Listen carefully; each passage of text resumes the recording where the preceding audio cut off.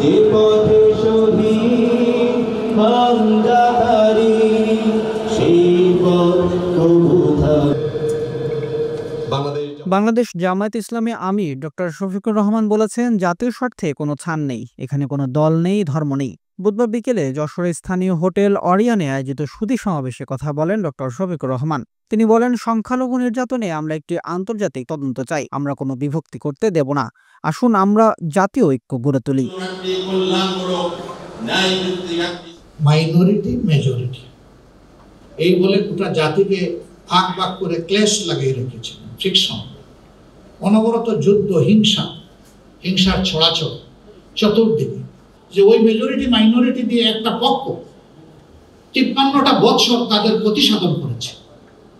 ১৩ সালে আমি জাতিসংঘের হিউম্যান রাইটস কমিশনকে একটা চিঠি লিখে অনুরোধ করেছিলাম, বিভিন্ন বিষয়ে আমাদেরকে দায়ী করা হয় যে আমরা বিভিন্ন ধর্মের মানুষের উপর নির্যাতন করি, তাদের জায়গা জমি দখল করি, এই করি সেই করি।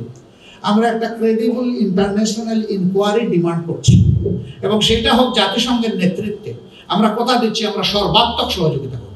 ডক্টর শফিকুর রহমান বলেন, পালিয়ে গিয়েও দেশকে শান্তি দিচ্ছে না আওয়ামী লীগ। ক্ষমতায় থেকে তারা ২৬ লাখ কোটি টাকা চুরি করেছে, সমস্ত ব্যাংক সিস্টেম ফুটো করে দিয়েছে। তিনি আরো বলেন, আমরা শহীদের রক্তের ঋণ পরিশোধ করতে ঐক্যবদ্ধ।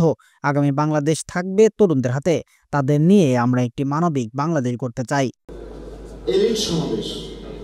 ওই সরকারের লিগেসি যারা বহন করে, তারা ১৫.৫ বছর আমাদেরকে শোষণ করে দেশের সম্পদগুলো অত্যন্ত সুচতুরভাবে তারা দেশের বাইরে নিয়ে গিয়েছে। এ পর্যন্ত প্রাপ্ত হিসাবে এই পরিমাণ এসেছে ২৬ লক্ষ কোটি টাকা। বাংলাদেশের বার্ষিক বাজেটের ৫ গুণ দেশের এই অবস্থা তারা করেছেন। দেশের প্রতি মিনিমাম যদি শ্রদ্ধাবোধ থাকত, মানুষ এবং দেশের প্রতি সামান্যতম কোনো ভালোবাসা থাকতো, তাহলে জাতির প্রতি এমন নির্দয় আচরণ তারা করতেন না। সুধী সমাবেশে বিভিন্ন শ্রেণী পেশার মানুষ অংশগ্রহণ করেন।